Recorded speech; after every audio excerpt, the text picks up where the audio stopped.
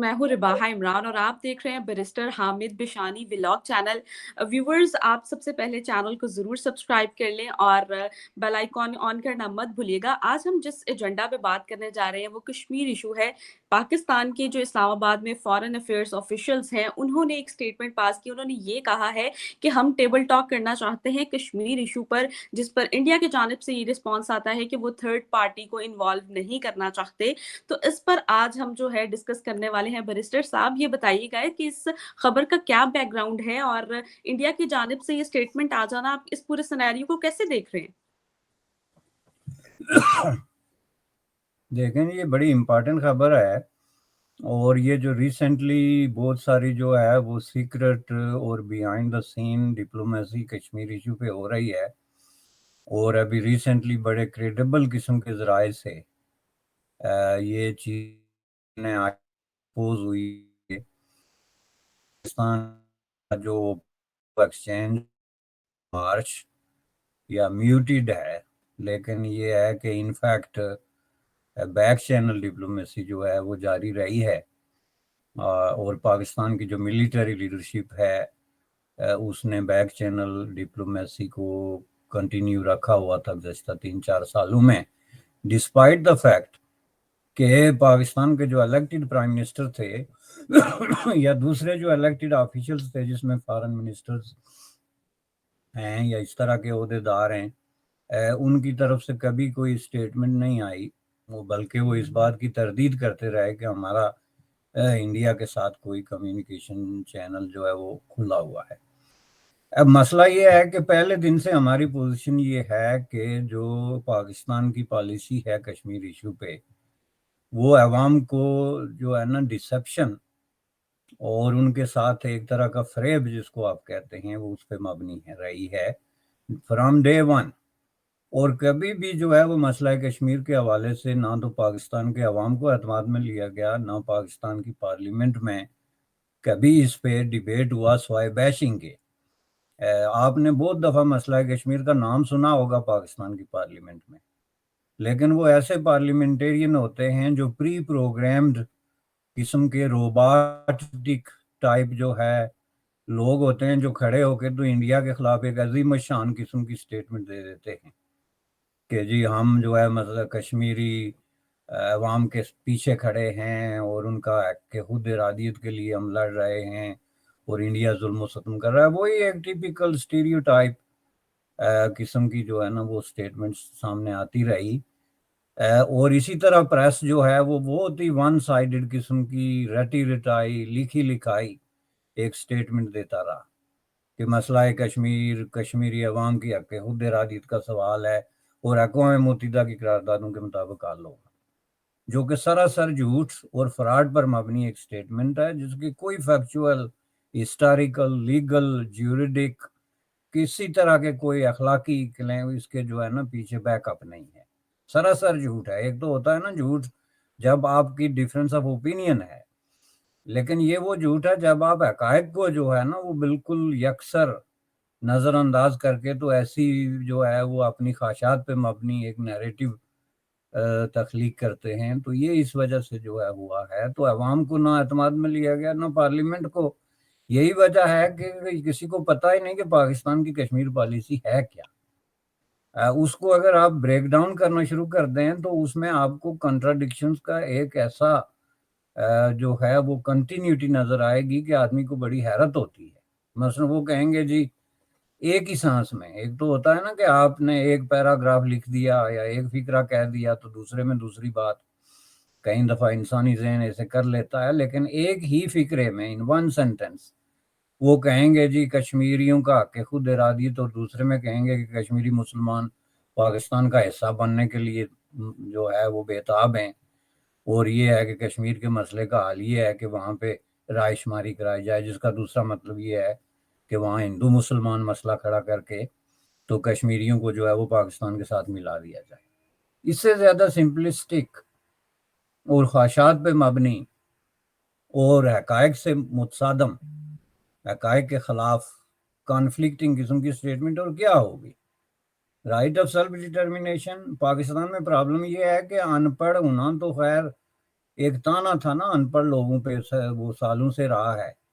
اب مسئلہ وہ نہیں، اب جتنے ان پڑھ پاکستان کے پڑھے لکھے لوگ ہیں اس کا مقابلہ کیا ہی نہیں جا سکتا. جو جتنا زیادہ ہے جس کے پاس ڈگریاں ہیں وہ اتنا زیادہ ان پڑھ آدمی ہے.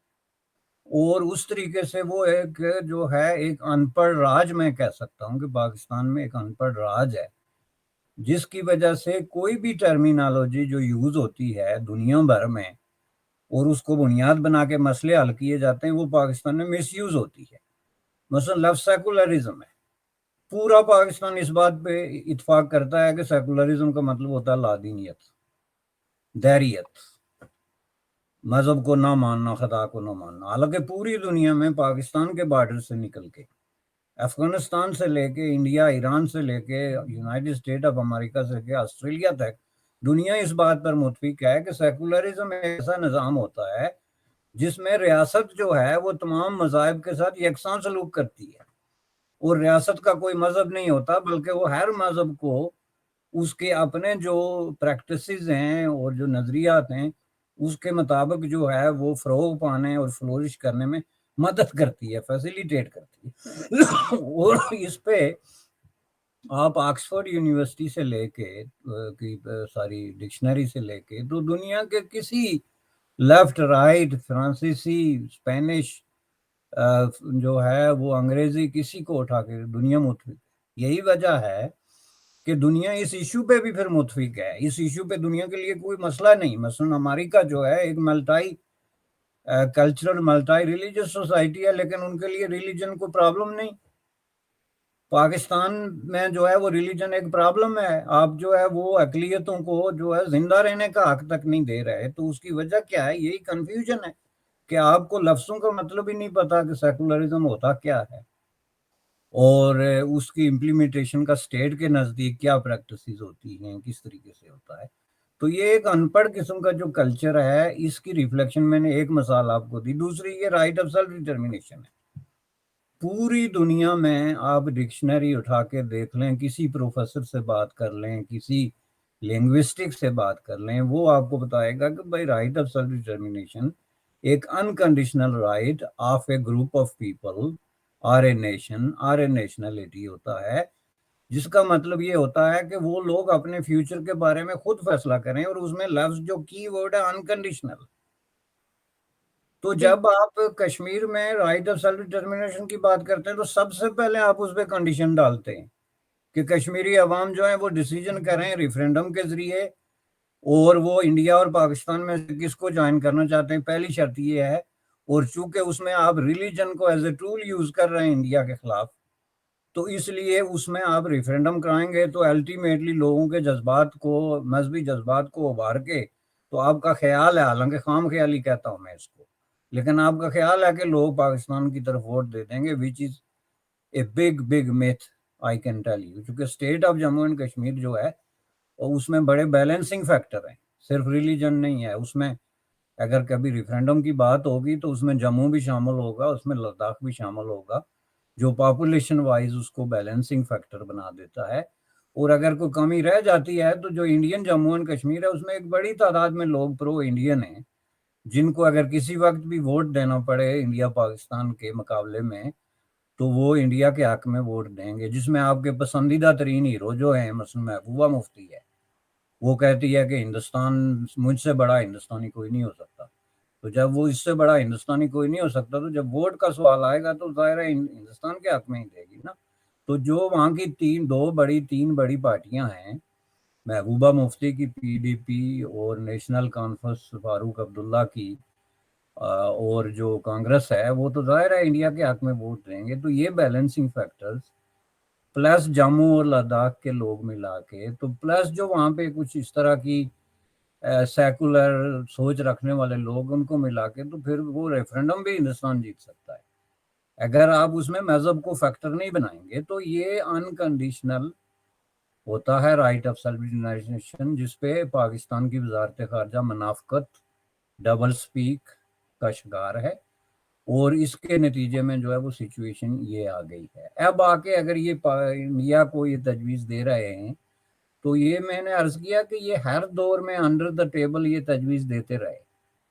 لیکن اس میں پرابلم یہ ہے کہ ساتھ میں یہ شرط رکھتے ہیں کہ پیچھے کوئی تیسری طاقت کھڑی ہو، جو کہ تیسری طاقت کا جو کویشچن ہے یہ رائٹ فرام 1947 سے یہ پروپوزل انڈیا کو دی جاتی رہی، اور انڈیا ایبسلوٹلی نو نو، ایبسلوٹلی نو نو انڈیا کا یہ آنسر رہا ہے۔ اس میں 4 امریکی پریزیڈنٹ انوالو رہے ہیں، اس پہ میں نے لکھا بھی ہے بڑی ڈیٹیل سے، جنہوں نے ریپیٹڈلی انڈین لیڈرشپ کے ساتھ اس وقت اس کیس میں پنڈت جواہر لال نہرو کے ساتھ اس طرح کی بات کی کہ کوئی ثالثی آربیٹریشن میڈیٹیشن یا اس طرح کی کوئی بات کی جائے، تو انہوں نے اس کو فلیٹلی ایبسلوٹلی نو نو کہا ہے۔ اور یہ انڈیا کی لانگ سٹینڈنگ کنسسٹنٹ پالیسی ہے کہ ہم کسی تیسری پارٹی کو انوالو بھی نہیں کر سکتے۔ اور اس کا آپ نے ایک رخ یہ دیکھا ہوگا کہ جہاں کہیں بھی پاکستان گیا مسئلہ کشمیر کو لے کے، خواہ وہ وائٹ ہاؤس ہو، پینٹاگون ہو، فرانس ہو، جرمنی ہو، انگلینڈ ہو، جہاں جا کے انہوں نے اپنی اپیل دائر کی، اس کے جواب میں ان کو یہی بتایا گیا کہ بھائی کہ یہ مسئلہ کشمیر آپ لوگوں کا اندرونی معاملہ انڈیا اور پاکستان کا، آپ جا کے آپس میں کوئی نیگوشیٹڈ سیٹلمنٹ ڈھونڈیں، ہم آپ کے ساتھ ہیں۔ لیکن یہ جو ثالثی اور آربیٹریشن کی یا اس طرح کی جو پیشکش ہے، یہ انڈیا کا لانگ سٹینڈنگ قسم کا ایشو رہا ہے۔ اب آ کے یہ خبر نکلی ہے، آپ اب مجھے بتائیں کہ یہ خبر ہندوستان ٹائم میں آئی ہے، تو کیا پاکستان کے 23 کروڑ عوام کا یہ حق نہیں بنتا تھا کہ یہ خبر پاکستان کے جس آفیسر کی آپ بات کر رہی ہیں، منسٹری آف ایکسٹرنل افیئرز کے آفیشل کی، کہ وہ پاکستانی میڈیا کو پہلے بتاتا، پاکستان کے عوام کو بتاتا کہ ہم ہندوستان کو یہ تجویز دے رہے ہیں۔ ظاہر ہے انڈر دی ٹیبل، چونکہ ان کے نزدیک کشمیر ایک گیم ہے جس میں 2 کروڑ کشمیریوں کو بکروں کی طرح اور بھیڑوں کی طرح جو ہے وہ باندھ کے تو استعمال کیا جا رہا ہے۔ تو ہندوستان ٹائمز نے جو ہے یہ خبر دے دی کہ بھائی انہوں نے ہمیں پروپوزل دی، تو انڈیا نے فلیٹلی ریفیوز کر دیا، which was expected and which is justifiable۔ لیکن اس کو آپ اس کے ساتھ جوڑ کے پڑھیں جو ابھی انکشافات ہوئے ہیں کہ سابق جو آرمی چیف ہیں جنرل باجوہ، انہوں نے جو ایک طرح کا فیسیلیٹیٹ کرنے کی کوشش کی اور نریندر مودی کو بلایا، اور انہوں نے کہا کہ یہ طے ہو چکا تھا کہ مسئلہ کشمیر کو ہم 20 سال کے لیے سرد خانے میں ڈال کے تو تجارت اور ہندوستان کے ساتھ نارملائزیشن کا پروسیس، یہ آپ اس کے ساتھ جوڑ کے پڑھیں تو پاکستان از ڈائنگ لیکن انڈر دا ٹیبل، چونکہ انہوں نے عوام کے ساتھ منافقت کرنی ہے، عوام کو ساتھ ملانا تو دور کی بات ہے، پہلے آپ اپوزیشن کو تو ملائیں نا اپنے ساتھ، پہلے عمران خان کو تو ملائیں جو آپ کے ملک کی سب سے بڑی پارٹی ہے، پہلے اس کو تو راضی کریں کہ ہم مسئلہ کشمیر حل کر رہے ہیں اور اس حل پہ ہم متفق ہو رہے ہیں۔ یہ منافقت کیوں ہو رہی ہے کہ نہ آپ اپنے ملک کی سب سے بڑی پارٹی کو جو بھی اپوزیشن میں ہو، ڈزنٹ میٹر، اس وقت وہ اپوزیشن میں ہے تو کسی صورت میں نہیں مانے گا چونکہ اس نے عوام کے سامنے ہیرو بننا ہے۔ کل پیپلز پارٹی جب اپوزیشن میں تھی تو وہ نہیں مانتی تھی چونکہ انہوں نے ہیرو بننا تھا، اور یہ جنرل باجوہ کی تجویز کو اس لیے بیٹ کر دیا گیا کہ ان کے سر پہ تلوار لٹک رہی ہے کہ ہم پہ یہ الزام نہ لگ جائے کشمیر فروشی کا، جو کہ الزام نہیں بلکہ حقیقت ہے۔ کشمیر یہ ریپیٹڈلی فروخت کر چکے ہیں، اور کشمیر پہ سب سے بڑا سٹینڈرڈ گزشتہ 4 سالوں میں انہوں نے ڈپلومیٹک اور جو انٹرنل محاذ پہ کیا ہے، یہ کلیئر قسم کی بات ہے۔ اس لیے اس میں کوئی نئی چیز نہیں ہے سوائے اس کے کہ پاکستان کو جو وزارت خارجہ ہے، منسٹری آف ایکسٹرنل افیئر، اس کو یہ ڈبل سپیک اور ڈیسپشن کی پالیسی جو ہے اس کو ترک کر کے تو اب ریئلٹی کو ایکسیپٹ کر لینا چاہیے، اور اس کو اس لیے بھی ایکسیپٹ کر لینا چاہیے کہ اب ڈپلومیٹک محاذ پہ there is no way that they can face India, there is no way. اب انڈیا ان کے سامنے ایک بہت بڑا جن بن گیا ہے، دیو، تو ایک دیو کو فیس کرنے کے لیے آپ کو پہلے اپنے قدبت پہ بھی نظر رکھنی چاہیے۔ آپ انڈیا کو اس وقت فیس نہیں کر سکے جب آپ پوری ویسٹرن ورلڈ آپ کے پیچھے کھڑی تھی اور آپ تمام انٹرنیشنل جو امپیریلسٹک معاہدے تھے ان کا حصہ تھے، تو آپ فیس نہیں کر سکے۔ اب سچویشن اس کے الٹ ہے۔ تو یہ بات ہے سر یہ بالکل سر، کشمیر کے نام پر تو جو فنڈنگ بھی یہ لوگ کھاتے رہے ہیں، اس کے علاوہ دوسری طرف دیکھیں گلگت بلتستان میں پروٹیسٹ جاری ہیں، اور انڈین میڈیا یہ کور کر رہا ہے کہ وہاں کی جو عوام ہے وہ ری یونین کرنے चाहती है इंडिया के साथ, आप मतलब पाकिस्तानी मीडिया में बायकॉट किया गया है इस खबर को, क्या कहना चाहेंगे, क्या सच्चाई है इसके पीछे? देखें, पाकिस्तानी मीडिया का जहाँ तक ताल्लुक है तो वो तो मैं आपको बता दूं कि अभी रिसेंटली 2-3 इवेंट हुए हैं पाकिस्तान में कोई बुक लॉन्च के हवाले से, कोई उर्दू कॉन्फ्रेंस के हवाले से, जिसमें पाकिस्तान के टॉप जो एलीट जर्नलिस्ट क्लास है उसने पार्टिसिपेट किया। तो उन्होंने टॉप एलीट जर्नलिस्ट क्लास का मतलब ये है कि वो लोग जिनके कॉलम अखबारात में छपते हैं और जिनके प्राइम टाइम पे शो आते हैं, यानी वो मीडिया में मौजूद हैं, ये नहीं कि वो को ब्लैक लिस्टेड हैं या उनको कॉर्नर कर दिया गया। तो उन्होंने रिपीटेडली एक के बाद एक ये शिकवा किया कि पाकिस्तान में गुज़श्ता 4 साल से जो बदतरीन किस्म का सेंसरशिप है हमें उसका सामना है। उन्होंने मिसालें दी कि कैसे कैसे दौर हमने देखे, वाह वो जनरल ज़िया का मार्शल्ला हो या उसके बाद या पहले के अदवार हों, तो उसमें भी हमने इस तरह का सेंसर हमने नहीं देखा। पाकिस्तानी मीडिया जो है कि ये गल के लोग इस शदीद सर्दी में सड़कों पे हैं और उनके वो मुतालबात हैं जो दुनिया का कोई जी शोर शख्स जो है उनको रिजेक्ट नहीं कर सकता। उनके जो मुतालबात हैं वो उनकी इंटाइटलमेंट ऑफ देयर लैंड, ये पूरी दुनिया का उसूल है। आप जिस धरती पे बसते हैं, जिस ज़मीन के टुकड़े के आप मालिक हैं, उसके बारे में डिसीजन करना, उसके अंदर जो रिसोर्सेज हैं उनका इस्तेमाल कैसे, कहाँ और कब किया जाए, वो आपका हक होता है। तो उनका ये जो हक वो मांग रहे हैं, इंटाइटलमेंट ऑफ देयर लैंड और entitlement to make decision about their resources, दो मुतालबे हैं उनके। मुमकिन है उन्होंने कोई 18 मुतालबों की एक फहरिस्त डाल दी हो, लेकिन मैं उसको जो है ना वो करके शॉर्ट समरी करके उसकी मैं आपको इन 2 सेंटेंस में उसको कहता हूँ कि इंटाइटलमेंट ऑफ देयर लैंड, कि क्या हो रहा है हमारी ज़मीन के साथ, कौन खरीद रहा है, कौन बेच रहा है और क्यों कर रहा है, और हमारे जो रिसोर्सेज हैं, जो दरिया हैं, जो पानी हैं, जो डैम हैं, जो वहाँ पे मिनरल्स हैं, जो इस तरह के रिसोर्सेज हैं, वो जो है उनके बारे में डिसीजन मेकिंग की पावर हमारे पास होनी चाहिए। ये जो है ये हकीकी आज़ादी की लड़ाई है जिसको मिस यूज़ किया जाता है पाकिस्तान में। हकीकी आज़ादी के नाम से इक़्तिदार की जंग जारी है, लेकिन हकीकी आज़ादी की लड़ाई यही होती है जब अवाम अपनी इंटाइटलमेंट और अपने रिसोर्सेज पे अपना हक मांगते हैं, और ये बात जो है वो गिलगित बल्तिस्तान के अवाम मांग रहे हैं। और बिल्कुल। ये एक ऐसी चीज़ है जिसको कोई डिनाई नहीं कर सकता। ये कॉलोनियल दौर में ऐसे होता था कि अंग्रेज़ की हिंदुस्तान पे हुक्मरानी है तो वो डिसीजन करते थे आपका रॉ मटेरियल क्या बनेगा, आपकी मिलें और कारखाने क्या पैदा करेंगे और नहीं करेंगे, आपके रिसोर्सेज कहाँ खर्च होंगे या नहीं होंगे, ये डिसीजन बेस करता था। लेकिन आज़ादी का मतलब यही है कि ये डिसीजन अवाम करते हैं। तो अब आप अगर गिलगित बल्तिस्तान को पाकिस्तान ऐसे कॉलोनी जो है वो डील कर रहा है, तो उसमें इंडियन मीडिया जो कुछ कह रहा है या कहना चाहता है वो उनकी अपनी एक असेसमेंट है और अपनी एक जस्टिफिकेशन है। लेकिन बात ये है कि वहाँ के अवाम के हुकूक को जो है वो किसी बुनियाद पे आप डिनाई नहीं कर सकते, और उस बुनियाद पे आप अपने मीडिया में उनको ब्लैकआउट करके तो ये प्रिटेंड नहीं कर सकते कि वहाँ कुछ भी नहीं हो रहा है। ये सोशल मीडिया का दौर है। तस्वीरें और वीडियोस जो हैं वो पाकिस्तानी मीडिया से कहीं ज़्यादा बड़े पैमाने पे सर्कुलेट हो रहे हैं। पाकिस्तान का एक टेलीविज़न जो है उसका जो बड़े से बड़ा प्रोग्राम होता है, उसका आप यूट्यूब पे जाके या सोशल पे फेस पे जाके बुक पे, तो उसकी व्यूअरशिप तो पहले देखें ना। अब मेन स्ट्रीम तो आपने नाम रखा हुआ है, लेकिन उसकी व्यूअरशिप क्या है? 20 बंदे बैठ के उसको देख रहे होते हैं, और उसके मुकाबले में जो दूसरा मीडिया है उसमें हज़ारों लोग उसको वॉच करते हैं। तो ये आँखें खोलने की बात है जो खुल नहीं खुल नहीं रही है। बिल्कुल सर। सर बहुत शुक्रिया, आपने टाइम निकाला, और